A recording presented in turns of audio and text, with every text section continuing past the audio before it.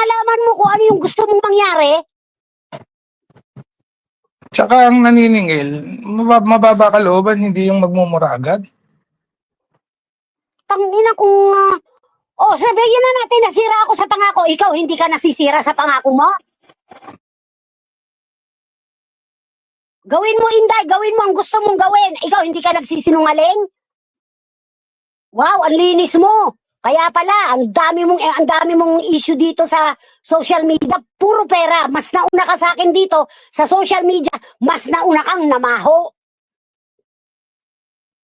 Sa akin, utang lang, hindi estafa. Nakulong na ba ako? Ikaw, nakulong ka.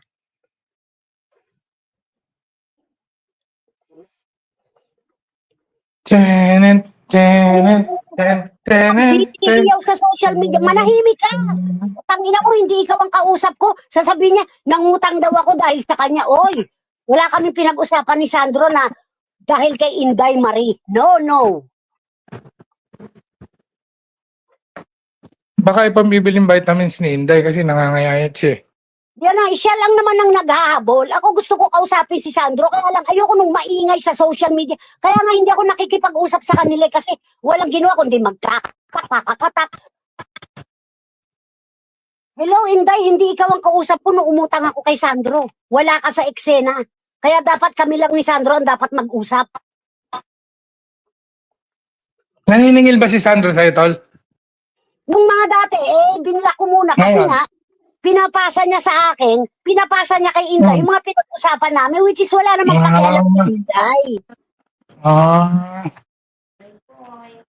May punto ka doon. Saka nagsasabi ka naman lagi na hindi mo naman tinatakbuhan at hindi mo naman talaga tinatakbuhan. Titikbuhan yan, bro, kahit na matagal na yan. Utang is utang. Pinag-aaral kaya nga nagsisipag ako sa trabaho eh. Oo. Kaya nga isang araw na lang ang day off mo eh. Tangina, magkaganyan ka kung meron akong binitawan na tinatatakbuhan ko, ayoko na magbayad. Inuunahan niyo ako sa mga ganyang salita.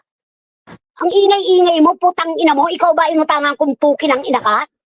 Tang ina mo, ang dami mong atraso sa akin. Ay, putang ina ka, Inday.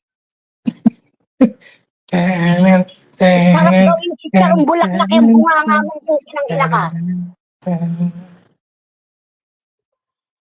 Hindi mo ako pwedeng takutin na sanay ka sa demanda, sanay ka sa kaso, sanay ka sa... Naku, pukin ang ina nyo. Ewan ko sa inyo. Hindi ka naman makakasuhan yung tol, nasa ibang bansa ka eh, kung live lang. Hindi, malabo. Kahit umuwi pa ako ng Pilipinas, gawin nila sa akin yan. Haharapin ko sila. Tama. Saka sila nauna. Ang inang yan. Ang ingay-ingay, walang ginawa kundi maggagaganon. May mapapala ka ba sa kagaganyan?